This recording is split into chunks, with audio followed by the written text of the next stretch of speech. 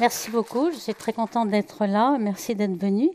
Donc, je vais vous présenter aujourd'hui non seulement l'histoire de l'univers, mais quand j'appelle l'histoire du Big Bang, c'est aussi l'histoire des sciences en fait. Comment a-t-on découvert le Big Bang et comment toutes ces idées qui ne sont pas évidentes et pas intuitives sont-elles venues aux astronomes, hein. Donc, je vais remonter un peu le temps pour savoir quel a été le parcours des scientifiques qui découvrent cela. Alors déjà, si je remonte à l'Antiquité, on va aller très vite quand même dans les premières époques, l'univers était tout petit. En fait, l'univers, c'était la Terre et puis l'atmosphère qui était autour. Et comme vous voyez, on n'avait pas encore compris que la Terre était ronde, ce qui était normal, puisque ce qui est évident, quand on regarde la Terre, on a l'impression que c'est plat. Hein, ça, c'est... Donc les premiers observateurs avaient droit de savoir, enfin de penser que c'était plat. Vous voyez un petit peu les images qui étaient faites. Il y avait souvent un énorme tortue, éléphant ou un énorme animal qui supportait la Terre. Alors il y avait quand même des problèmes pour savoir comment l'eau des océans tombait sur les côtés. Donc on n'avait pas toujours résolu tous les problèmes, mais on avait quand même, c'est intéressant de voir que très récemment, il a été découvert le disque de Nebra en Allemagne, qui remonte à 1600 avant Jésus-Christ, et on voit sur ce disque le Soleil, la Lune, un bateau peut-être, et certains voient dans l'agglomération là, d'étoiles les Pléiades peut-être. Donc il y avait quand même des gens qui à cette époque regardaient le ciel. Et puis évidemment, comme je passe très vite, on fait un saut très rapide jusqu'à 1500, où on a une révolution de Copernic qui place maintenant la Terre non pas au centre de l'univers, mais en train de tourner autour du Soleil. Alors on a appris de cette leçon énorme que nous ne sommes pas au centre de l'univers et on essaie à chaque étape de penser en effet qu'il ne faut pas nous placer au centre de l'univers. On va voir plus tard qu'on va refaire cette même erreur assez souvent. Alors ici, Copernic avait prouvé, parce qu'en fait ça remonte même les idées à Aristarque de Samos peut-être, mais personne n'avait compris vraiment comment on pouvait prouver, et il avait montré les mouvements de ces planètes, et montrer que tout simplifiait énormément. Il y avait des épicycles de Ptolémée, très complexes pour trouver le mouvement des planètes, puis tout d'un coup, tout devenait tout simple en mettant le Soleil au centre.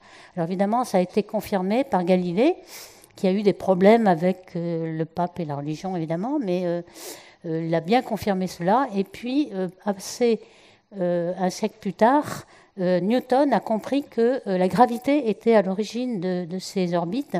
Il a fait le lien entre la pomme qui tombe sur Terre et puis la Lune qui tourne autour de Terre, qui sont mues par la même gravité, comme vous le savez très bien. Alors je saute encore des siècles pour tomber à Charles Messier, qui était un observateur à l'Observatoire de Paris. En fait, on venait de découvrir la comète de Halley. Halley avait prédit que la comète allait revenir 73 ans plus tard, et elle est arrivée juste au bon moment, donc ça avait fait une très grande aura à Halley, et Charles Messier voulait aussi avoir un part de gloire, il voulait découvrir des comètes. Donc il regardait le ciel, il a fait un grand catalogue d'objets, et des tas d'objets qu'il appelait nébuleuses, qui n'étaient pas des étoiles, les étoiles c'est des objets ponctuels, donc c'était un peu nébuleux, et on appelait tout nébuleuse. On ne savait pas ce que c'était, mais tout était nébuleuse. Ils espéraient qu'il y avait des comètes, mais il n'en a pas découvert beaucoup. Ici, vous voyez que dans tous ces objets, il a découvert une centaine et un peu plus d'objets qu'il a catalogués, on se sert encore de ce catalogue. Vous avez Messier 31, par exemple, la galaxie la plus proche de nous, la galaxie spirale, et puis qu'il mélangeait avec des nébuleuses planétaires, des amas d'étoiles, etc. Hop, oui, non, ça va. Et donc, maintenant qu'on a ces images avec le Hubble Space Telescope, on peut voir de quoi il s'agit. Par exemple, le Messier 1, c'était quoi ? C'est la nébuleuse du Crabe. Qu'est-ce que c'est que cette nébuleuse ? C'est vraiment du gaz qui sort d'une supernova. Une supernova, à la fin de la vie d'une étoile très massive qui ne dure que 10 millions d'années, l'étoile explose et éjecte une enveloppe de gaz. Et aujourd'hui, on voit encore, cette supernova a été observée dans l'an 1000 par les Chinois, on a des écrits qui le montrent, et aujourd'hui, on voit cette nébuleuse qui a des mouvements propres et qui continue à s'expanser dans l'espace. Donc, 1000 ans après, ça continue à s'élargir. Donc ici, vous avez aussi Messier 3, qui est un amas d'étoiles. Alors c'est un amas globulaire qui a à peu près 100 000 étoiles dans 2 ou 3 années-lumière. C'est pour vous dire l'énorme concentration, parce que le Soleil, lui, il est dans une région peu dense de la galaxie, et l'étoile la plus proche est à 3 années-lumière. Donc vous voyez que alors là où il y a une étoile près du Soleil, il y en a 100 000 ici. Donc c'est vraiment une accumulation d'étoiles énormes. Donc pour Messier, ça apparaissait comme une nébuleuse. Et puis vous avez des nébuleuses planétaires. On l'a appelé nébuleuse planétaire. Pourquoi? Parce qu'on pensait que ce serait le début d'un disque de planète. Pas du tout, en fait. On s'est trompé encore. Il y a toujours les noms qui restent. Nébuleuse planétaire, en fait, c'est pas du tout une nébuleuse planétaire. C'est un peu le destin du Soleil.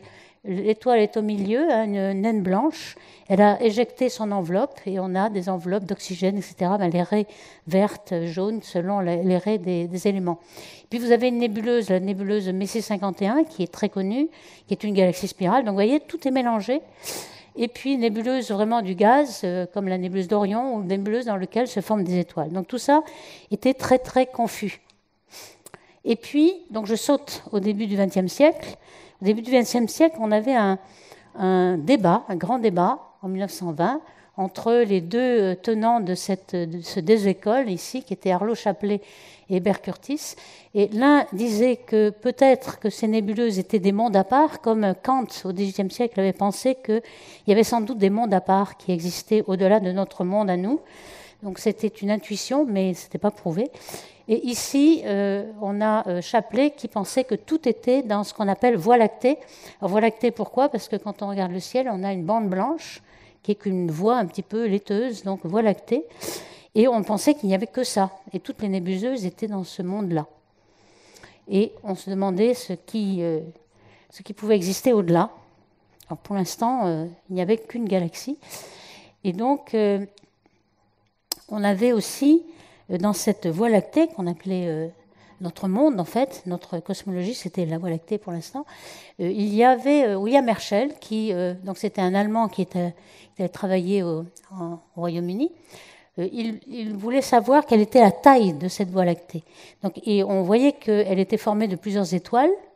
Et pour savoir un petit peu la taille, il avait dit, on va supposer que toutes les étoiles ont la même brillance, la même luminosité. C'est vrai que ce n'est pas une hypothèse complètement idiote. Hein. On peut penser qu'elles ont toutes la même luminosité, un facteur de près. Et celles qui sont très lointaines, elles auront une luminosité qui est bien plus faible. Donc on aura leur distance, rien qu'en regardant la luminosité.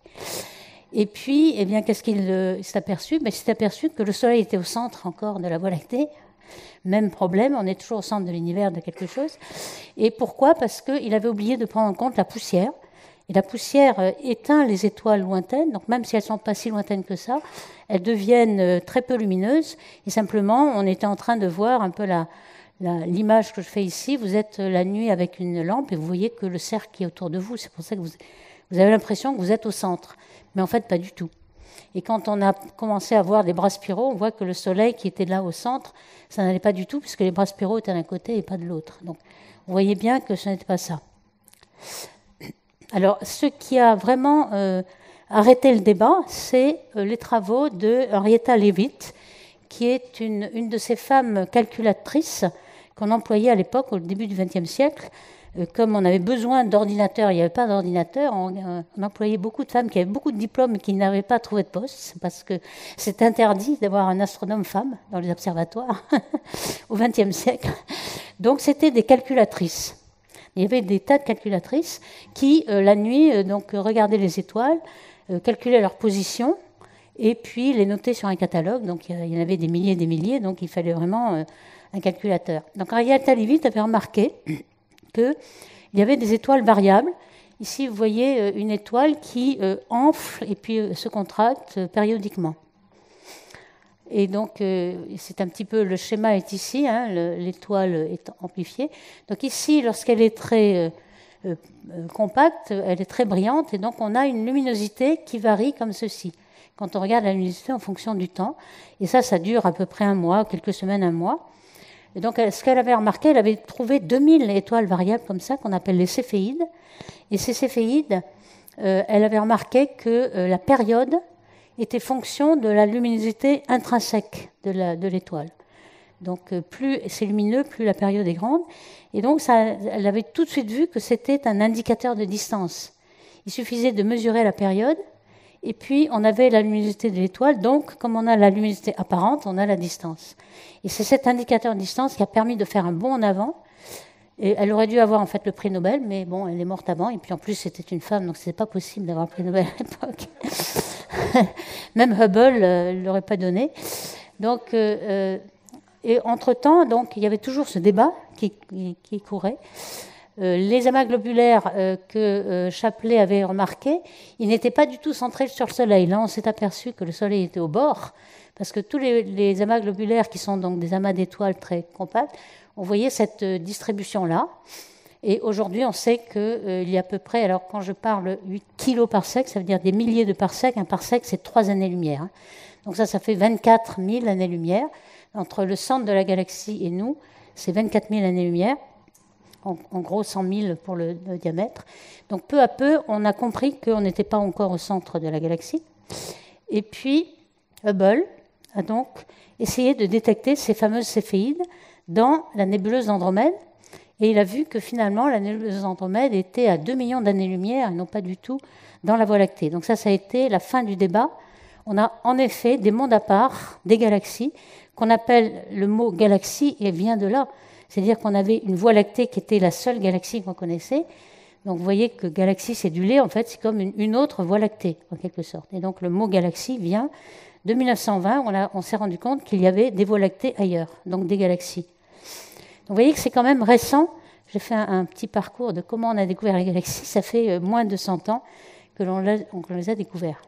Et puis, ce qu'on connaissait à l'époque aussi, c'était que, je ne l'ai peut-être pas noté, peut-être ici quand même, je ne l'ai pas noté, si, je l'ai noté ici, on savait quand même que ces fameuses nébuleuses, avant même qu'on sache que c'était des mondes à part, on avait mesuré le spectre de ces nébuleuses. Et on avait des raies d'hydrogène, etc. Et ces raies étaient décalées vers le rouge, un petit peu par effet Doppler, en quelque sorte. On connaît l'effet Doppler de sonore. Lorsque une ambulance se déplace, elle s'éloigne de vous, c'est beaucoup plus grave, elle s'approche, c'est beaucoup plus aigu. Pareil pour la lumière.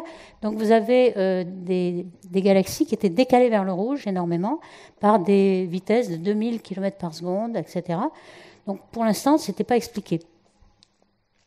Et puis, Hubble recommence à comprendre que ces vitesses positives, ça veut dire que toutes les galaxies s'en vont. Il a identifié maintenant que c'était des galaxies, ce n'était pas des nébuleuses. Et en 1929, il en conclut qu'il y a peut-être une relation entre la distance de ces galaxies et puis leur vitesse. Plus elles sont lointaines, plus elles ont une vitesse d'expansion assez grande. Et il n'est pas allé plus loin. À l'époque, c'était un effet Doppler, cette vitesse.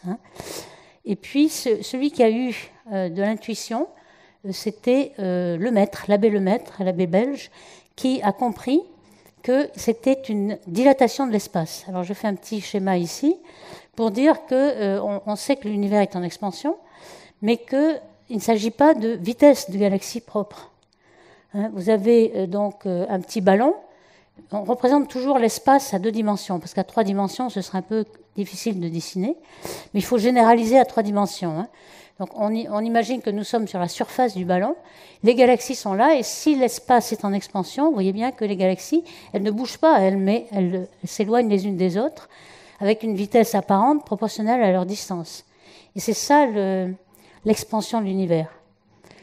Ici, vous voyez dans cette petite animation, toujours l'espace, c'est la surface du ballon, et vous voyez qu'un photon, qui est une onde avec une certaine longueur d'onde, au départ, il est bleu, et puis, dans l'expansion, évidemment, la longueur d'onde va être en expansion aussi, va devenir rouge, la longueur d'onde est plus grande après l'expansion. Donc, le fameux décalage vers le rouge, c'est plutôt l'expansion de l'univers, et ce n'est pas un effet Doppler. Et ça, déjà, le maître l'avait compris. Heureusement, d'ailleurs, parce qu'aujourd'hui, on a des galaxies qui vont jusqu'à un décalage vers le rouge de 10, c'est-à-dire le delta lambda sur lambda, la variation de longueur d'onde est de 10, donc ça voudrait dire qu'elle irait un certain nombre de fois, plus que 10 ou 100 fois la vitesse de la lumière, ce qui n'est pas vrai. Donc ce n'est pas une vraie vitesse, c'est une expansion de l'univers. Il n'y a pas d'effet Doppler. Alors, on va revenir un petit peu en arrière, parce qu'en parallèle, il y a la théorie qui varie. Donc Einstein, comme vous le savez, avait révolutionné un peu la gravité. Donc la gravité, qui n'était pas celle de Newton. Newton pensait qu'entre deux masses, il y avait une force qui agissait à distance. Il y a quelque chose qui est bizarre quand même, puisque ça ne va pas plus vite que la vitesse de la lumière, quand même, l'information. Donc ce qu'il a montré, c'est que ce n'était pas une force comme les autres, comme l'électromagnétisme par exemple, mais toujours, si je représente l'espace à 2 dimensions, l'espace est déformé par toutes les masses. Alors, par exemple, le Soleil, en bleu ici, le Soleil déforme l'espace et finalement, la bille qui va tourner, elle va être attirée par cette déformation du tapis. Donc, en 1915, il écrit une équation qui est relativement compliquée en mathématiques, mais qui, quand même, au point de vue physique, c'est très simple. C'est que la courbure de l'univers est fonction de la masse qui est à l'intérieur. Donc, dans l'équation d'Einstein, vous avez à gauche courbure de l'univers, qu'il faut représenter par un tenseur, c'est ça qui est complexe, mais enfin, en gros, c'est la courbure, et c'est égal à la quantité de masse et d'énergie que vous avez, parce que l'énergie, c'est équivalent à la masse, donc même si vous avez que de l'énergie, vous allez courber l'univers, et donc c'est ça que donne l'équation d'Einstein. Et puis en 1917, il se dit, je vais pouvoir donc, peut-être avec cette équation, prédire le destin de l'univers en fonction de la masse qui est à l'intérieur. Et donc, ce qu'il voulait avoir en 1917, c'est un modèle statique. Puisque quand on regarde le ciel, on a l'impression que tout est calme, rien ne varie, tout est statique. Donc, il voulait un modèle statique en équilibre. Et en fait, il ne trouvait pas dans ces équations, il y avait soit un modèle qui enfle, soit un modèle qui se contracte. Et il n'y a aucun modèle statique. Donc, il a rajouté cette constante lambda, qu'il avait dit, oulala, ça va détruire un peu la beauté de ma théorie, mais enfin, il faut l'ajouter quand même. Oups, un petit peu trop vite.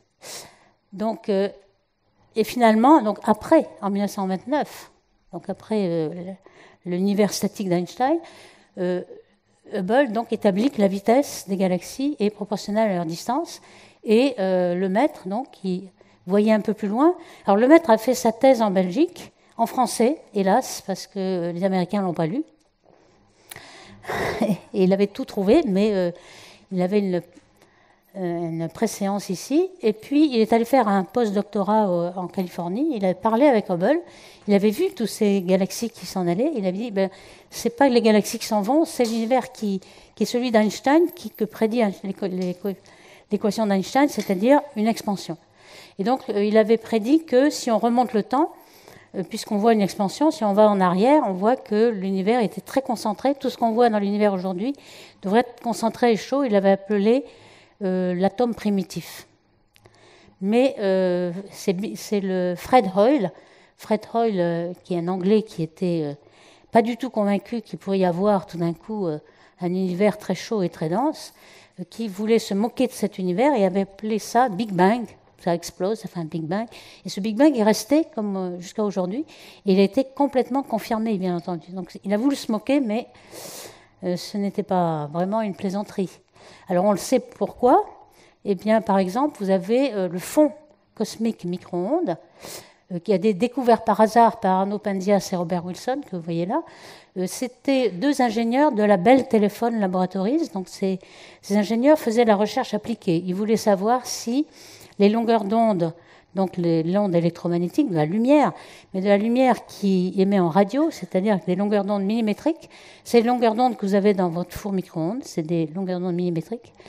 Donc vous voulez savoir si ces longueurs d'onde-là permettraient de faire de la communication téléphonique pour Bell Labs, qui leur payait leur recherche. Et puis ils avaient un cornet pour essayer de détecter ces ondes. Et puis un gros problème, dès le départ, ils avaient un bruit énorme auquel ils ne s'attendaient pas. Bon, est-ce qu'il vient du Soleil ? Eh bien non, parce qu'ils regardaient le Soleil ou ailleurs, c'était pareil, le même bruit. Est-ce qu'il vient de la Voie lactée ? Pareil. On met la Voie lactée dans le cornet ou pas, c'était le même bruit. Donc le bruit est partout. Et ils se sont dit, ils sont allés voir les théoriciens de Princeton, qui étaient Peebles et Dicke. Et eux, ils étaient en train de chercher, justement, ils avaient compris qu'il y avait peut-être un Big Bang, que le Big Bang est tellement chaud au départ que dans l'expansion, il se refroidit. Et aujourd'hui, on devrait voir de la lumière qui est très froide. Alors, ils pensaient peut-être 50 degrés, 100 degrés Kelvin. Mais évidemment, on a découvert que le fond cosmique avait un corps noir à une température beaucoup plus froide, 3 degrés, ça on ne l'avait pas prévu. Mais on avait quand même, les théoriciens avaient prévu qu'il y avait sans doute un fond. Alors ce fond, il est très fort, hein, il y a 400 photons par centimètre cube, même dans cette pièce hein, qui nous entoure. Alors comme ils vont à la vitesse de la lumière, ça vous fait 10 000 milliards de photons qui vous traversent par centimètre carré par seconde. Donc vous êtes bien chauffé par les micro-ondes, vous êtes dans un grand four. Et quand on regarde la quantité d'énergie dans le fond, vous voyez ici, c'est pas seulement le flux, mais aussi la fréquence nue, donc l'énergie de la lumière. Mais toute l'énergie est essentiellement dans l'univers, dans ce fond micro-ondes qu'on appelle cosmic microwave background ici, alors que les fonds optiques, qui sont toutes les étoiles de l'univers, nous fait un fond qui est 100 fois plus faible, de même que le fond infrarouge, qui est toutes les étoiles qui sont encore dans leur cocon de poussière, et donc qui rayonnent par leur poussière interposée. Tout ça est quand même 100 fois inférieur à l'énergie du fond. Donc vous voyez, si on n'est pas dans un univers où on peut voir ce fond, mais c'est le fond qui domine. On a des yeux, en fait, qui sont tout à fait faits pour regarder le soleil. Bon, c'est sans doute une évolution à la Darwin, où on est vraiment fait pour notre soleil à côté, qui a un pic dans le jaune, et on a des yeux qui sont dans le jaune. Si on avait des yeux pour regarder le millimétrique, on verrait un brouillard total. On verrait un fond énorme. Alors, ce fond énorme va nous donner beaucoup, beaucoup de renseignements sur le Big Bang et sur l'histoire de l'univers. Alors, les photons que l'on détecte hein, dans ce fond cosmologique, ils viennent d'où? Eh bien, ils viennent d'une dernière surface de diffusion. Alors, j'ai mis une approximation qui serait le Soleil. Par exemple, dans le Soleil, vous voyez que la surface. Il y a énormément de photons dans le Soleil, hein, de la lumière qui se déplace et qui est diffusée, énormément de fois, parce que le Soleil, c'est du gaz ionisé qui diffuse énormément la lumière. Normalement, le photon qui est émis au centre devrait sortir en quelques secondes, et en fait, il reste des millions d'années dedans, tellement il est diffusé. Et lorsque on arrive vers la surface, l'épaisseur optique est plus faible, et donc on sort complètement. Donc c'est la dernière surface de diffusion, c'est la surface du Soleil. Et là, c'est exactement pareil pour l'univers. Vous avez un univers qui, au départ, il est très dense et très ionisé, donc les photons sont piégés. Et puis, lorsque on arrive en expansion, tout d'un coup, la densité diminue et on a une dernière surface de diffusion et on voit des photons qui vont de cette surface à nous-mêmes aujourd'hui en ligne droite. Ils ne sont plus diffusés.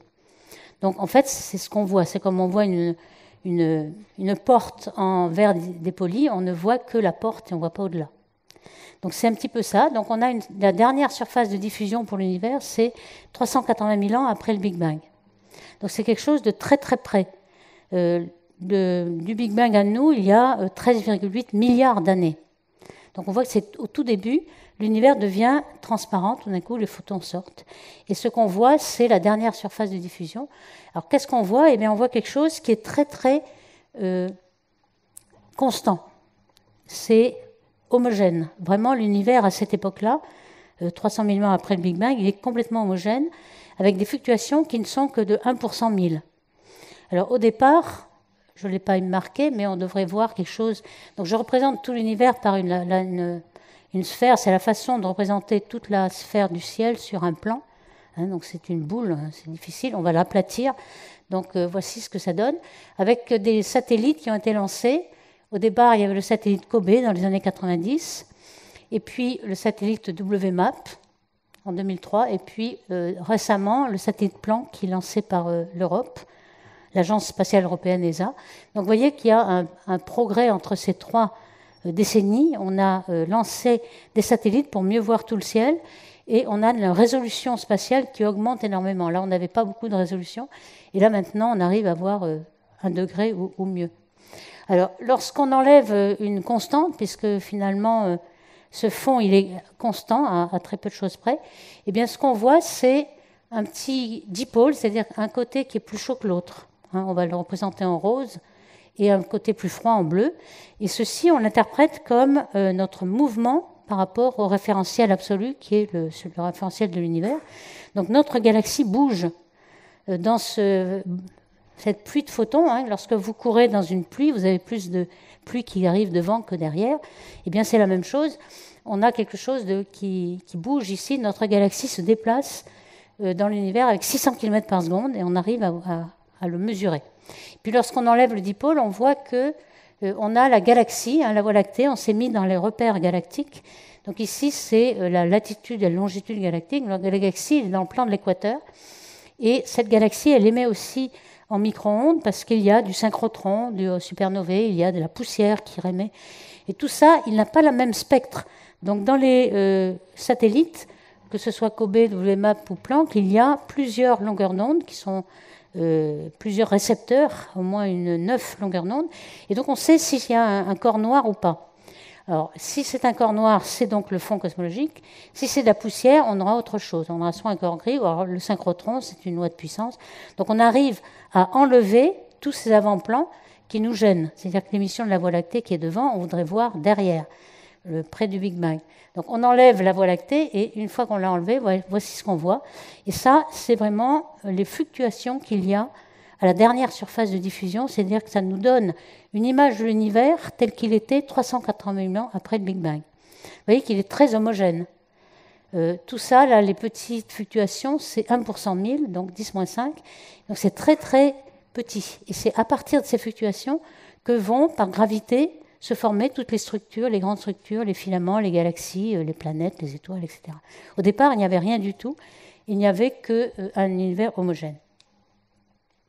Alors, est-ce qu'on peut reprendre les équations d'Einstein et voir un petit peu quel est le destin de notre univers? Alors, voilà ce qui sortait des équations. Hein. Toujours, notre surface, c'est l'univers, hein, la surface de la sphère ou bien de la selle de cheval. L'équation d'Einstein disait que si l'univers était très dense, alors dense, on va le quantifier par ce paramètre oméga, qui est le rapport de la densité ρ volumique de l'univers sur une densité critique. Alors vous voyez que cette densité critique, elle est très faible, hein, 10-29 grammes par centimètre cube. L'eau, c'est 1 gramme par centimètre cube. Donc vous voyez, c'est très, très, très dilué, l'univers. Et donc, si on est au-delà de la densité critique, finalement, le Big Bang, c'est une explosion, et puis, par gravité, l'univers va peut-être retomber par sa propre gravité. Donc on prévoit, hein, par exemple, en fonction du temps, en milliards d'années, on a la taille caractéristique de l'univers. Et si la densité est très grande, eh bien, ça va retomber. C'est comme un soufflet qui, hop, là, ça retombe. Donc, on a un big crunch ici. Ici, nous sommes là. Et donc, là, dans ce cas-là, on aurait ce schéma-là.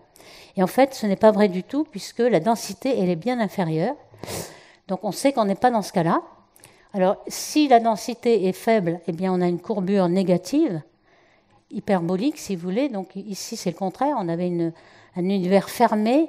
Alors fermé, ça veut dire que si on se balade d'un côté, on va retomber sur son propre point de départ. Et par contre, là, ici, c'est l'univers infini. Et puis, on a un univers où la courbure est nulle, un univers plat. Et il se trouve que nous sommes dans un univers plat. Donc, je vais vous montrer comment on a pu le déterminer. Donc, en fait, nous sommes ici aujourd'hui. C'est-à-dire qu'on est obligé, on va le voir, de réintroduire la constante cosmologique d'Einstein. Et puis, on s'est aperçu que notre univers était en expansion accélérée. Et ça, on le sait depuis 1998. Donc, vous voyez, si on remonte le temps, les progrès arrivent encore aujourd'hui. Alors, comment on sait que notre univers est plat? Alors, ça, c'est quelque chose qui est relativement facile à démontrer. Donc, c'est un problème géométrique. Donc, je vais essayer de le faire. Donc, vous voyez, ici, on a les fluctuations qui ont été découvertes par Planck ou par COBE ou par WMAP, je l'ai remontré, c'est tout le ciel avec des petites surdensités en rouge et puis sous-densités en bleu. Alors ce qu'on peut faire, c'est tracer toutes ces densités en fonction de leur taille. Vous voyez ici, on a 0,1 degré, la taille évidemment angulaire, puisqu'on ne sait pas quelle est la taille vraiment. Alors 0,1 degré, 0,2 degré, 1 degré, 18 et puis 90, c'est des grosses fluctuations ici. On voit qu'on a beaucoup de bruit parce qu'il n'y en a qu'une ou deux de ces grosses fluctuations. Évidemment, l'univers est terminé ici. Donc, ce qu'on a fait, c'est reporter le nombre de fluctuations en fonction de leur taille. Vous voyez qu'on a un pic à 1 degré. Alors, pourquoi on a ce pic ici? Là, ce que vous voyez aussi en point rouge, c'est les points de mesure. Et les barres d'erreur sont comprises dans ces points de mesure. Vous voyez que les barres d'erreur sont très petites. on a vraiment beaucoup de précision. Alors, qu'est-ce que c'est que tout ça? C'est des ondes acoustiques. Des ondes acoustiques qui correspondent au fait que la lumière est en équilibre avec la matière. La matière, c'est les protons, les électrons, etc.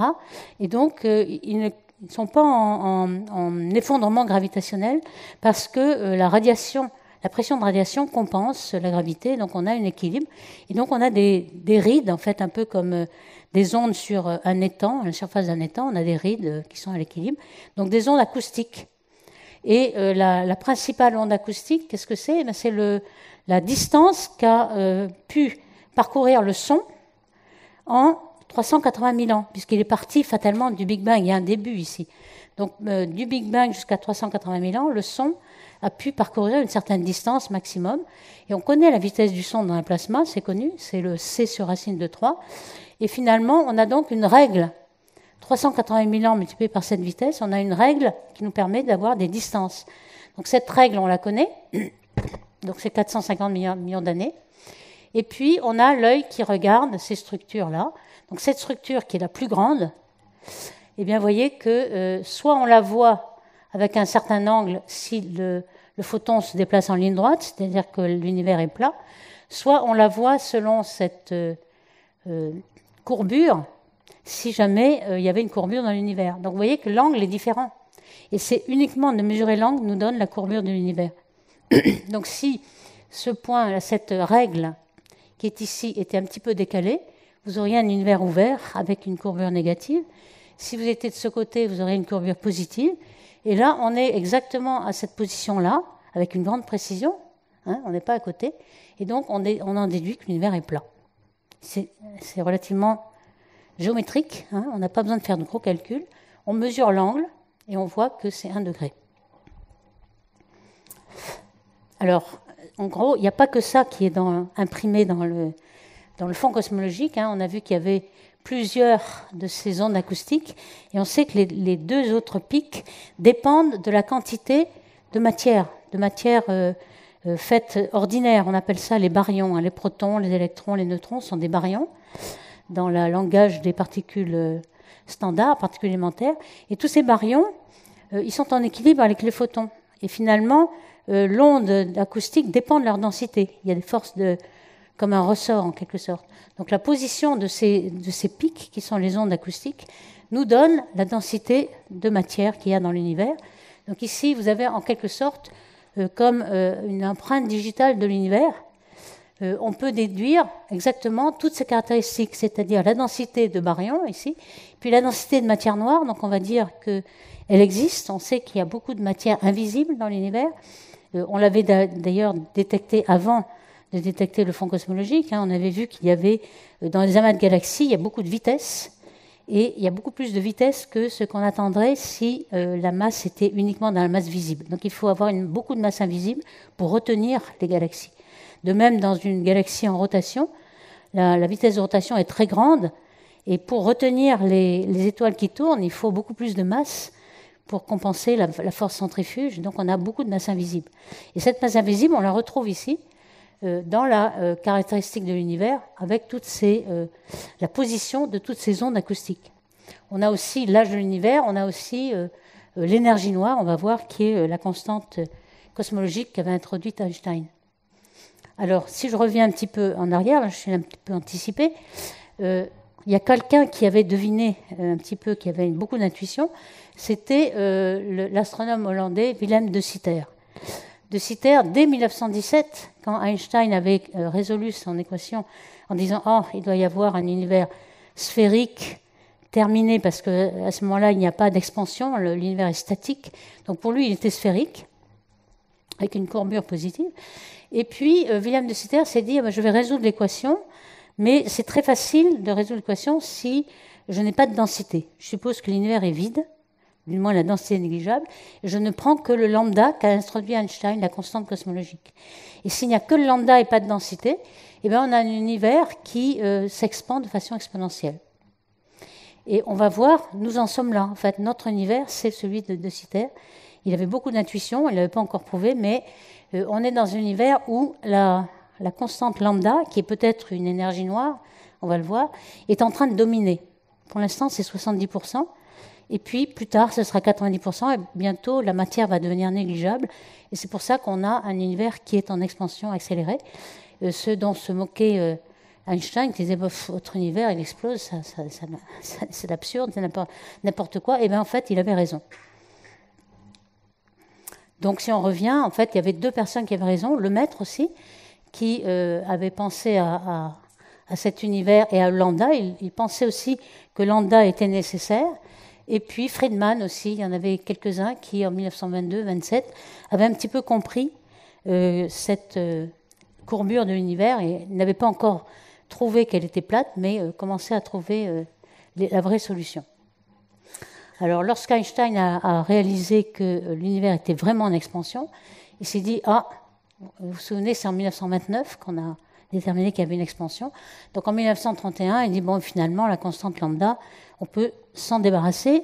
Elle enlaidissait mon équation, donc je l'enlève.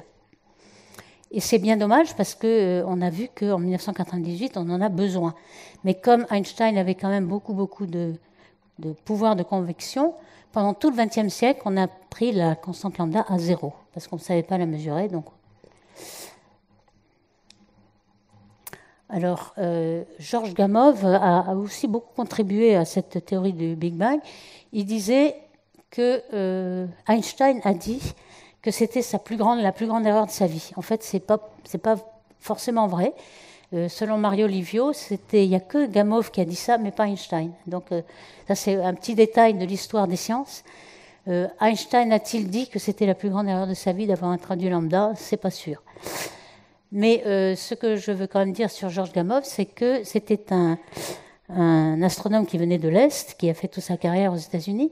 Et il a eu une très bonne idée, c'était de dire que d'où viennent les éléments légers que l'on voit, par exemple, tout autour de nous, dans le Soleil. Vous savez qu'il y a d'abord, au départ, l'hydrogène, il y a de l'hélium. On mesure dans le Soleil une abondance d'hélium qui fait 10% en nombre, mais 25% en masse, donc le quart en masse. Cet hélium, ça vient justement de Solès, Soleil Hélios. On l'a découvert dans le Soleil au départ, avec l'arrêt de l'hélium. Et d'où vient cet hélium? En fait, on sait aussi que les étoiles transforment l'hydrogène un petit peu en hélium, puis ensuite l'hélium en carbone, en azote, etc., par la nucléosynthèse qui se fait au sein des étoiles. Mais l'hélium qui est fait dans les étoiles est presque négligeable. En fait, l'hélium vient du Big Bang. Et c'est ça qu'a démontré Georges Gamow avec son étudiant Ralph Alpher. Et comme il était très plaisantin, il a rajouté Hans Bethe, qui n'a rien fait dans le papier, mais ça faisait alpha, bêta, gamma. Donc, et il a publié son papier un 1er avril. Alors c'est pour ça que personne n'y a vraiment cru, mais en fait, il avait raison. Il avait raison, pendant les quelques premières minutes de l'univers est tellement chaud et dense qu'il y a des réactions nucléaires énormes qui se produisent et tout l'hydrogène transforme en hélium. Il y a 25% d'hélium au départ. Il y a aussi du deutérium, du lithium. Tous ces éléments légers sont faits dans le Big Bang. Donc tous ceux qui nous entourent, l'hélium du Soleil, vient du Big Bang et tous ceux des étoiles. Donc on reprend donc l'univers qu'avait pensé Einstein en 1917. C'était donc un univers statique. Alors, est-ce qu'il était viable? Il était statique, donc fini. Et donc c'est un de ces univers où on revient sur soi-même après avoir fait le tour, fini. Et en fait, on peut montrer que le rayon de l'univers est inversement proportionnel à cette fameuse constante lambda. Alors déjà, à l'époque, lambda, ça joue le rôle dans l'équation d'une énergie, une énergie constante dans l'univers. Alors déjà, à cette époque, il y avait aussi beaucoup de mécanique quantique au début du XXe siècle. C'était le développement à la fois de la gravité, de la relativité générale, mais aussi de la mécanique quantique. Il y avait Wolfgang Pauli qui s'est dit, il y a ce fameux énergie du vide, et en mécanique quantique, on a une énergie du vide aussi dans les laboratoires, puisque lorsqu'on se débarrasse de toutes les particules, qu'il n'y a plus rien, eh bien, on a quand même des fluctuations d'énergie qui viennent du fait qu'il y a le fameux principe d'incertitude d'Heisenberg qui vous dit que on ne peut pas mesurer la position et la vitesse. On a le produit XP qui vaut H bar, la fameuse constante de la mécanique quantique. Aussi, l'énergie multipliée par le temps, ça fait h bar. Donc, en un tout petit temps, on peut avoir des grosses fluctuations d'énergie. Et donc, on a une énergie du vide. Est-ce que c'est ça le lambda? Donc, très tôt, il s'est dit, ah tiens, je vais calculer le lambda. En fait, il calcule le lambda et il voit que le rayon de l'univers de Einstein fait que 31 km. Il y a un problème. Donc, ça ne peut pas être l'énergie du vide. Et il en est resté là. Alors, plus tard, on a quand même fait des progrès sur la mécanique quantique. On a la théorie des champs. On a des quarks. Maintenant, on sait qu'il y a des particules élémentaires qui sont des neutrons, protons, mais enfin, c'est surtout des quarks, en fait. C'est plus élémentaire encore. Et on a toute une chromodynamique quantique avec des rouges, bleus, verts, etc. Enfin, on essaie de trouver des noms pour caractériser la beauté, le charme de ces particules, etc. Et on va recalculer l'énergie du vide. Alors, ça dépend en fait un petit peu de quel degré de liberté on prend en compte. Et en fait, on a plusieurs choix, mais à chaque fois qu'on a un choix, par rapport à cette densité de l'univers, 10-29 grammes par centimètre cube, l'énergie du vide, elle est aussi du même ordre. Eh bien, on mesure, si on prend l'interaction électrofaible, je simplifie un petit peu, on a 10 puissance 56 fois ce qu'il faudrait. C'est-à-dire que l'énergie du vide prédite par la mécanique quantique a 56 ordres de grandeur de plus que l'énergie qu'on mesure en astrophysique, l'énergie du vide. Et puis, si on prend l'échelle de Planck, c'est encore pire, 119 ordres de grandeur de plus que le vide que l'on mesure. On mesure l'énergie du vide en astrophysique. Eh bien, ça ne correspond pas du tout à ce qu'on mesure en laboratoire. Alors, on ne comprend rien, mais on en est là. C'est-à-dire qu'il y a beaucoup, beaucoup de choses à découvrir. On pense que c'est simplement parce qu'on n'a pas réussi à marier un petit peu la gravité et la mécanique quantique. C'est-à-dire que dès que vous arrivez aux petites échelles, vous voyez qu'il y a tellement d'énergie que finalement l'énergie fait un petit trou noir. Et en fait, la gravité devrait s'effondrer sur lui-même et ça ne marche pas du tout. Donc on n'a pas une théorie qui permet à petite échelle, aux échelles quantiques, de traiter la gravité. Donc il faudrait traiter une gravité quantique et c'est certainement pour ça qu'on n'a pas du tout les bons ordres de grandeur. Donc c'est encore en cours. D'ailleurs, du temps d'Einstein, les gens avaient essayé de regrouper gravité et mécanique quantique, et on n'est toujours pas là, un siècle après, on n'a toujours pas... Enfin, il y a des hypothèses, il y a eu la théorie des cordes, qui a essayé de montrer qu'en effet, les particules n'avaient pas de singularité, mais c'était une corne plutôt qu'un point, mais ça ne marche pas bien. La théorie des cordes, c'est une très très belle théorie mathématique, mais il n'y a pas de correspondance physique. Et puis, il y a de la gravité quantique avec la théorie à boucle. Et puis, il y en a d'autres, mais je ne dirai rien là-dessus. Mais pour l'instant, c'est encore en cours. Et puis, est-ce qu'on peut aussi dire, est-ce que cette énergie du vide du laboratoire est-elle vraie? Eh bien là, pendant au moins tout le XXe siècle, ça a été tout à fait vérifié. Par exemple, par l'énergie de Casimir, quand on prend deux plaques dans le vide complet, donc on a deux plaques électriques là, qui sont conductrices, on voit que s'il y a ces fameux photons d'énergie, fluctuation d'énergie du vide, des photons virtuels en quelque sorte, eh bien ici il devrait en avoir moins parce qu'il y a une certaine résonance qui se fait sur les plaques et donc il y a une attraction entre ces deux plaques et cette attraction on l'a mesurée. Et elle correspond bien à l'énergie du vide auquel on s'attend en mécanique quantique. Donc cette énergie du vide, on sait qu'elle est là. Et puis, donc en astrophysique, je vous ai dit qu'on la mesurait. Eh bien oui, comment on la mesurait? Eh bien, on a eu un autre indicateur de distance. C'est un petit peu le même exploit qu'avait fait Henrietta Leavitt avec les céphéides. Mais les céphéides, vous avez des indicateurs de distance qui n'arrivent pas très loin. On arrive à mesurer les galaxies proches. Mais là, on a un autre indicateur de distance qui sont les supernovae de type 1A. Alors ces supernovae sont des explosions d'étoiles, mais ce n'est pas l'explosion d'une étoile massive comme le crabe, mais c'est plutôt des étoiles binaires. Il y en a une qui est une naine blanche, et la galaxie, l'étoile voisine perce son enveloppe, et ça tombe brutalement sur la naine blanche, et ça fait une explosion. Et cette explosion, elle a une certaine universalité. Pourquoi? Parce que la durée de vie de cette explosion est due à la radioactivité du nickel. Donc on a la radioactivité du nickel, on sait quel temps ça prend. Donc on a ce qu'on appelle une chandelle standard, c'est-à-dire qu'on mesure la durée de vie de l'explosion. Dès qu'on a vu une supernova, on a cette durée de vie, ça fait 3 semaines, 1 mois, donc on a le temps de la voir. Et on peut, d'après la durée, en voir la luminosité intrinsèque de cette supernova. Et donc on a, encore une fois, un indicateur de distance. Et cette supernova de type 1A, elle est très brillante, elle peut aller bien plus loin qu'on remonte le temps, plus que la première moitié de l'âge de l'univers. Donc on va très très loin. Donc une fois que ces 3 personnes-là qui ont lancé des grands relevés de supernovas, très très lointaines, eh bien, ils sont aperçus que ces supernovas, elles étaient bien plus loin que prévu. Alors à l'époque, avant ces indicateurs de distance, comment déterminait-on la distance des galaxies? Eh bien simplement par l'expansion de l'univers, la loi de Hubble-Lemaître, qui nous dit que la vitesse apparente d'une galaxie donne la distance. Il y a une proportionnalité. Eh bien, on n'avait pas d'autres indicateurs. Là, tout d'un coup, on a le décalage vers le rouge, et puis on s'aperçoit que la supernova qui est dans cette galaxie, elle est bien plus loin. Donc il faut bien en conclure que l'expansion va beaucoup plus vite que prévu, et donc on a une accélération de l'expansion. Toutes les galaxies sont beaucoup plus loin que prévu. Donc cette accélération de l'expansion, elle est due à quelque chose qui est répulsif. Vous voulez, une force répulsive. Jusqu'en 1998, on pensait qu'il n'y avait que la gravité. La gravité, une fois que vous avez un Big Bang, vous avez lancé votre univers, la gravité va le rappeler, en fait. C'est quelque chose d'attractif. Donc vous lancez une pomme, elle revient. La gravité la rappelle.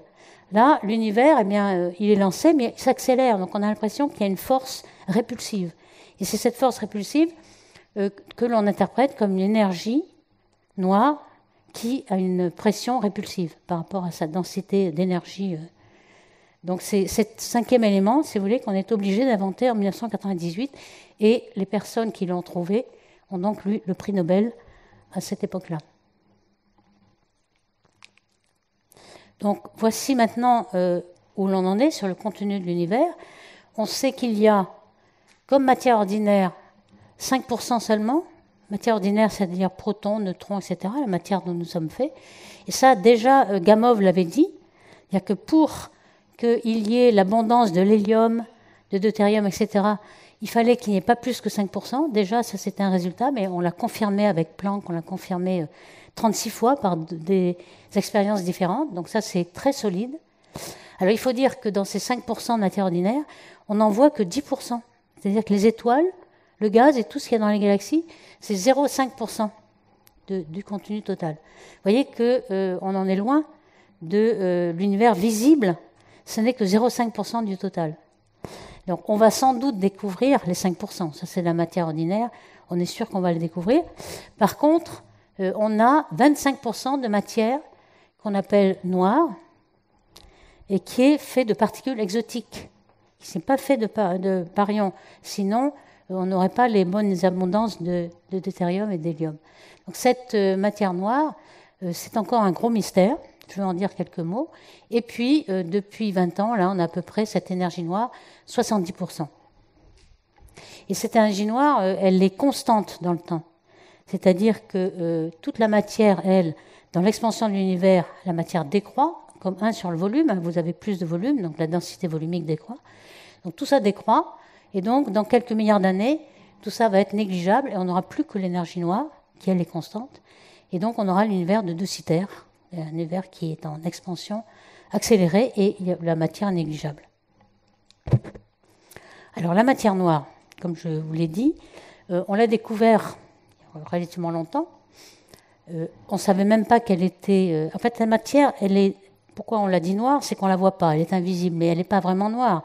Elle n'interagit pas avec les photons, avec la lumière. Elle n'émet pas de lumière, elle n'absorbe pas de lumière. Mais elle est transparente. C'est-à-dire que s'il y en a plein dans cette pièce, on ne la voit pas, mais elle est transparente.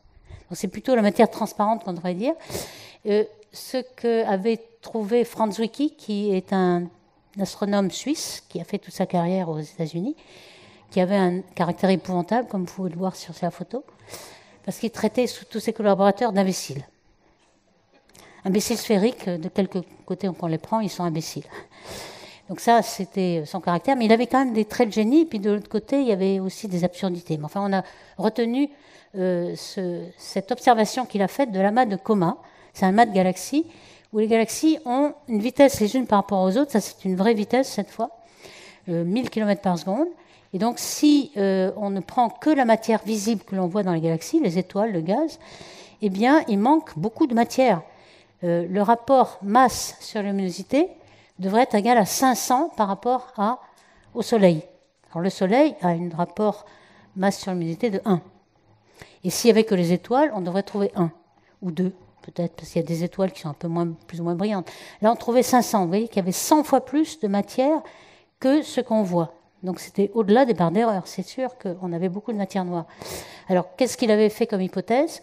Soit il y avait de la matière invisible dans les galaxies, ou alors il y avait beaucoup de poussière, peut-être, et on ne voyait pas toutes les étoiles, ou alors l'obscuration, ou alors même, il disait que peut-être que la loi de Newton n'est pas extrapolable à toutes les galaxies, puisque finalement, cette matière invisible, elle n'est là que parce qu'on extrapole la loi de la gravité. Si vous changez la loi de gravité, vous pourrez bien vous passer de matière noire. C'est l'un ou l'autre, puisque de toute façon, cette matière, elle n'a aucune autre manifestation que gravitationnelle. Donc déjà, il avait pensé à ça, de même que Oort, qui le voyait sur la Voie lactée, les étoiles qui oscillent dans le plan, eh bien, s'il n'y avait pas eu assez de matière, elles seraient parties, et donc il fallait rajouter de la matière. Peut-être que c'est aussi Poincaré qui pensait qu'il y avait pas mal de matière noire. C'est le premier qui avait dit qu'il y avait de la matière, peut-être que les étoiles mortes feraient plein de matière qu'on ne verrait pas. En fait, bon, c'est négligeable. En fait, quand on regarde le nombre d'étoiles mortes qu'il y a dans une galaxie, elles sont comprises dans la masse des étoiles. Et puis, Vera Rubin, qui était une des premières, qui a fait des courbes de rotation de galaxies, c'est-à-dire en fonction de la distance au centre de la galaxie, regardez à quelle vitesse tournent les étoiles et le gaz.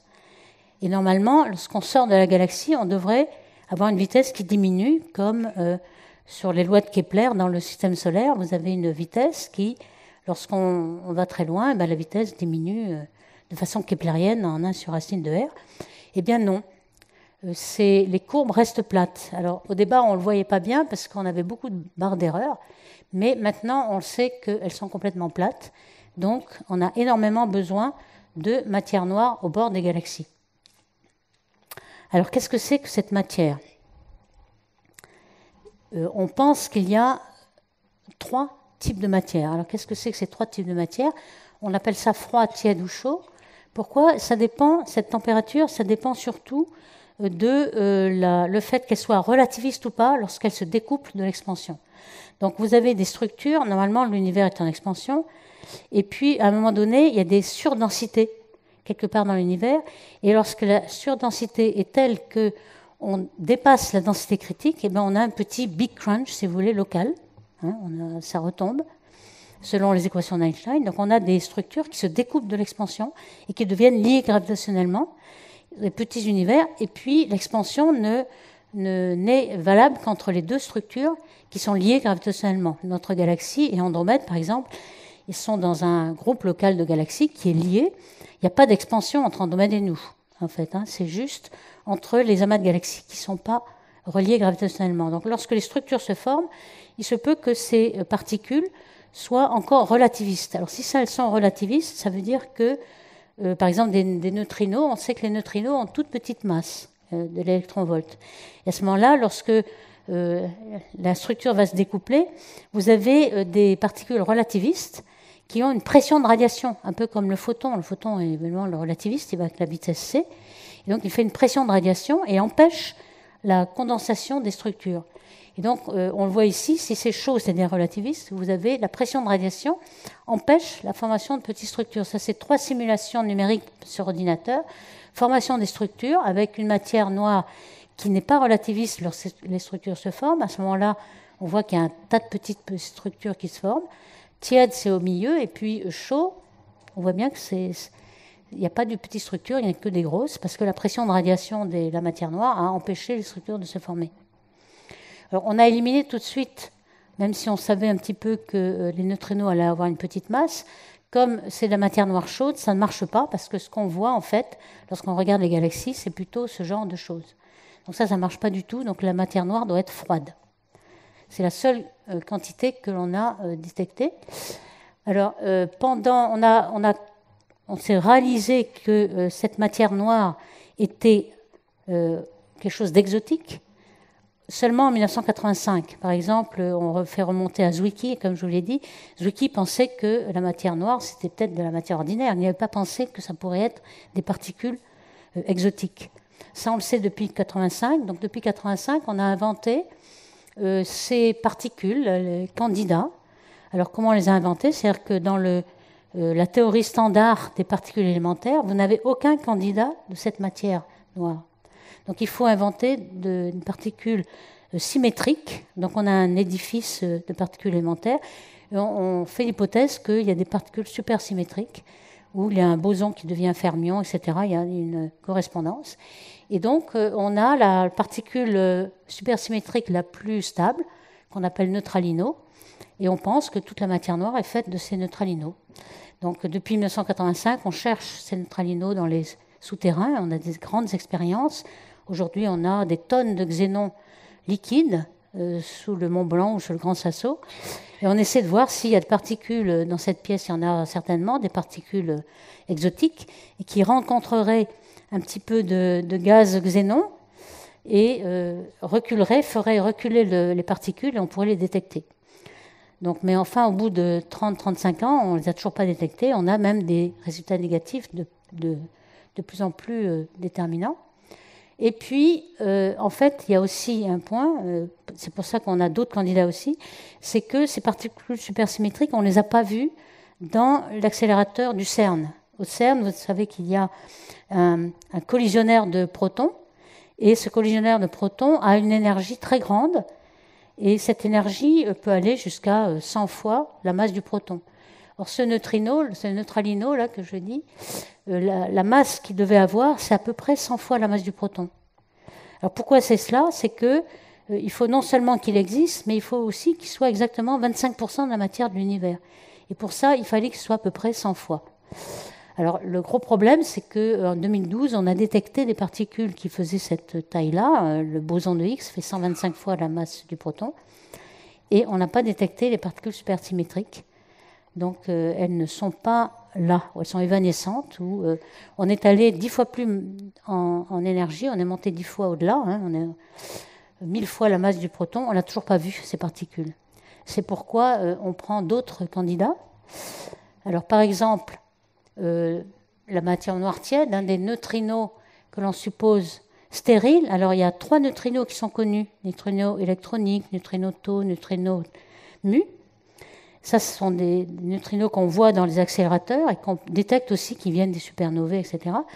Par contre, on se dit, bon, peut-être qu'il y a 3 neutrinos différents, ici, qui sont complètement stériles, c'est-à-dire qu'ils n'interagissent pas avec la matière. Alors, vous venez de dire, les neutrinos, ça interagit très peu. Quand on a un télescope à neutrinos, il y en a près de Toulon, un qui s'appelle Antares, et un autre qu'on est en train de construire. Et en fait, on détecte les neutrinos qui viennent de l'autre côté de la Terre. Donc, ils ont traversé toute la Terre et on les détecte. Donc, on n'en détecte que quelques-uns. Donc, on voit qu'ils interagissent que très peu. Mais alors, ceux-là, ils interagissent absolument pas. C'est pour ça qu'on ne les a pas vus. Donc, ça serait la matière noire tiède. Ils sont un petit peu relativistes. Et puis, il y a ce fameux action. Aujourd'hui, beaucoup de gens travaillent sur les actions. Les actions, c'est des particules un peu bizarres qui sont un peu inspirées d'une symétrie en particules, en théorie des particules en chromométrie quantique. Mais on les appelle matière noire floue parce qu'ils font beaucoup de perturbations. Ça, c'est une simulation de galaxies, comme vous voyez, avec de ces particules-là. Ces particules ont une masse très, très, très, très petite. Alors pourquoi elles ont une masse si petite que ça? C'est que pour avoir une longueur d'onde quantique, qu'on appelle longueur d'onde de De Broglie, qui soit égale à des tailles de cœur de galaxie, c'est-à-dire 3000 années-lumière. Alors ici, vous avez un cœur de galaxie, et ces particules sont des bosons, en fait, ça peut se concentrer énormément, donc on a tout un tas de particules concentrées, et on remarque que ça fait le cœur de la galaxie et que ça fait exactement ce dont on a besoin pour représenter la matière noire. Alors, il y a quand même des problèmes. Ici, c'est des simulations avec ce genre de matière noire floue. Et puis, on voit qu'il y a en effet un cœur de galaxie. Il y a beaucoup de perturbations. Enfin, pourquoi? Parce qu'en fait, ce sont des fluctuations quantiques. On sait qu'en mécanique quantique, ces fluctuations arrivent tout le temps. L'énergie du vide fluctue tout le temps. On a ce principe d'incertitude qui fait qu'on a toujours ces fluctuations. Et là, ces fluctuations, on les a à toute échelle. Elles ne s'amortissent jamais puisqu'elles sont de nature quantique. Donc, on n'arrive jamais à s'en débarrasser. Donc, vous voyez qu'on a des galaxies qui se forment dans les filaments. Et on a encore des fluctuations là. Donc ça, ces fluctuations nous donnent une contrainte sur la masse de ces particules. Donc peut-être qu'on arrivera bientôt à les éliminer complètement ou à trouver qu'elles marchent bien, mais pour l'instant, on est en plein travaux sur ce genre de matière noire.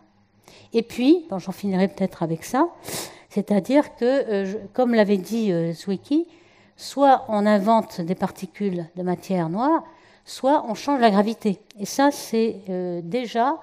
Milgrom l'avait inventé en 1983, lorsqu'on a réalisé qu'il y avait sans doute des particules exotiques.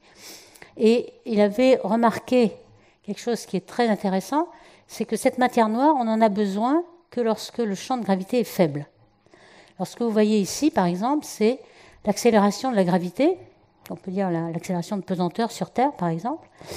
Eh bien, il y a une accélération typique qui est 10 ordres de grandeur en dessous de ce que vous connaissez sur Terre. Donc c'est très très petit.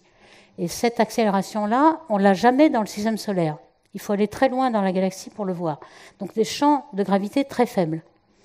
Alors vous voyez que la masse dynamique que l'on détecte par les mouvements de l'étoile qui tourne autour de la galaxie, par exemple, et la masse visible,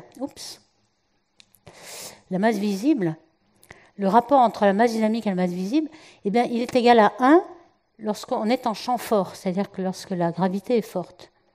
On n'a pas besoin de matière noire, en quelque sorte. On a besoin de matière noire, c'est-à-dire qu'on va avoir des masses dynamiques très grandes par rapport à la masse visible, qu'en champ faible. Alors, champ faible, il faut aller au bout de la galaxie pour le voir, ces champs faibles, ou alors dans des petites galaxies naines, où on a vraiment du champ faible au centre. Donc, personne ne peut le voir que les astronomes. Donc, on a l'exclusivité pour détecter cette matière noire. Dans tout le système solaire, il n'y en a pas. En fait, on n'a pas besoin, vraiment, puisqu'on a un champ fort. Donc, ce n'est qu'en champ faible qu'on a besoin. Okay. Donc, Milgrom avait vu ça. Et en effet, lorsqu'on regarde la dynamique des galaxies, on arrive à expliquer toutes les courbes de rotation en changeant cette gravité. Donc, cette gravité, en fait, elle va être, si on est à une accélération très faible, ça va être l'accélération de Newton, mais en racine carrée. Donc, au lieu d'avoir une force en 1 sur R2, on a une force en 1 sur R. Donc, on a un boost de gravité lorsqu'on a un champ faible. Donc, avec ce principe-là, on arrive à représenter toutes les galaxies. Alors, le gros problème, c'est qu'il y a quand même des régions où ça ne marche pas. Sinon, ce serait trop beau. Donc, on arrive à expliquer les galaxies, mais pas le début de l'univers. Donc, on a encore beaucoup de travaux à faire. Ou alors, c'est une autre théorie qu'il faut expliquer. Donc, en ce moment, il y a énormément de théories qui sont proposées, de gravité modifiée, qui proposent, donc je ne reviendrai pas là-dessus, mais il y en a énormément. Et puis, il y a quand même des problèmes qui nous disent que notre modèle standard de matière noire froide n'est peut-être pas le bon. C'est justement cette échelle de distance. Alors ici, j'ai représenté, on appelle ça échelle de distance parce qu'on a des céphéides, on a des indicateurs les uns après les autres, et on essaie de les mettre les uns bout à bout pour savoir s'ils sont cohérents. Alors, à faible distance, ils sont tous cohérents. Par contre, si on essaie de faire le lien entre la distance, les indicateurs de distance qu'on a ici, et ceux qui sont donnés indirectement par le fond cosmologique de Planck, eh bien, ça ne marche pas ensemble. C'est-à-dire qu'on a la constante de Hubble le mètre ici, qui nous donne les distances en fonction de l'expansion de l'univers. Eh bien, localement, elle est très grande, et puis au niveau du Big Bang, elle est très petite. Alors vous allez me dire, la différence n'est pas grande, 68 à 73, mais c'est quand même, ça commence à être intéressant. Et en fait, c'est très intéressant si on montre que la physique n'est pas la bonne. C'est grâce à ça, la constante que l'on a ici est mesurée directement, donc là on y croit. Par contre, celle-ci, elle est dérivée des modèles, elle n'est pas détectée directement. Et donc, si celle-ci n'est pas la bonne, ça veut dire que le modèle n'est pas bon. Donc, c'est l'espoir que l'on a qu'on va trouver peut-être la faille au modèle et trouver un petit peu l'explication à la matière noire et l'énergie noire.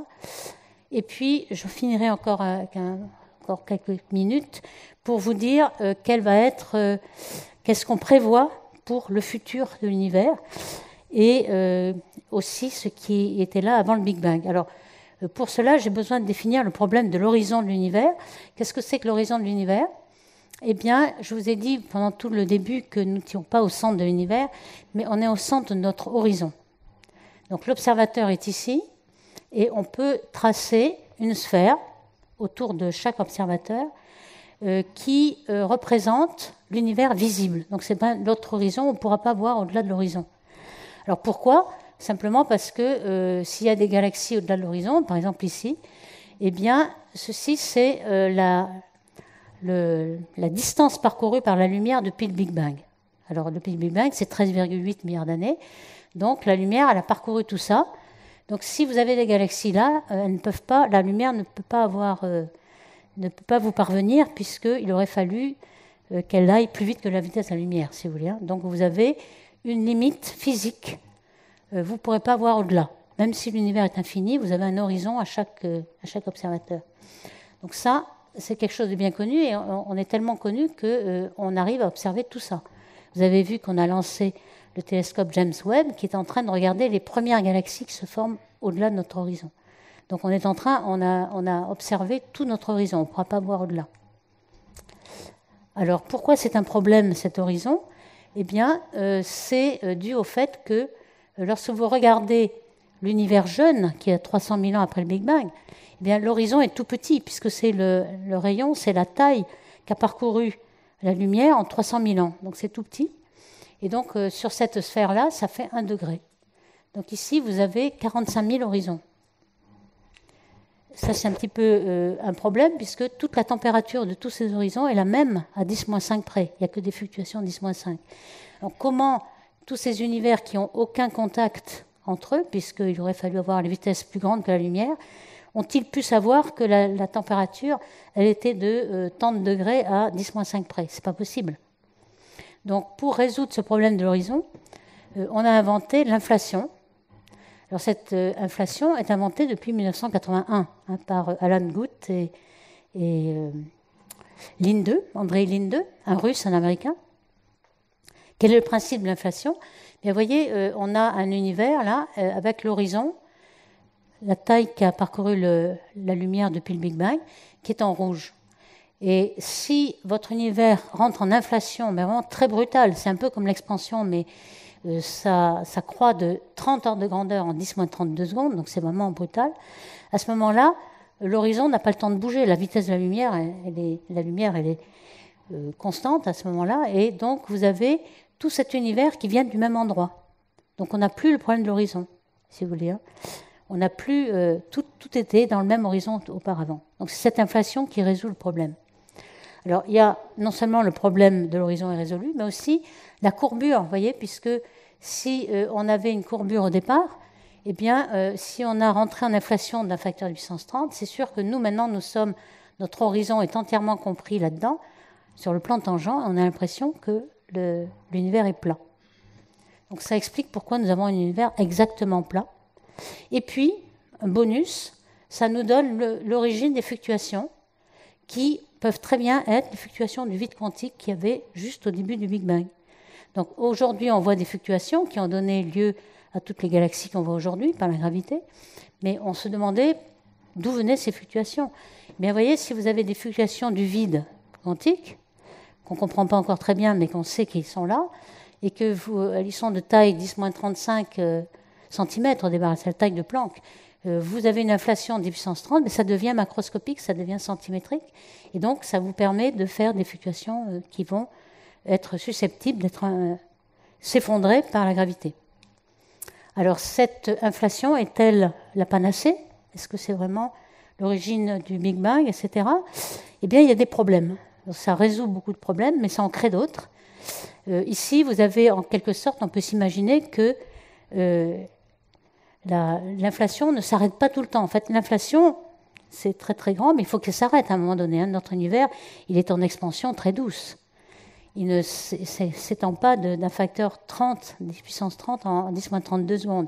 Par contre, ici, vous pouvez penser qu'en fonction du temps, il y a une partie de l'univers qui va ce condensé, le nôtre par exemple, et puis d'autres univers. On ne peut pas l'arrêter partout.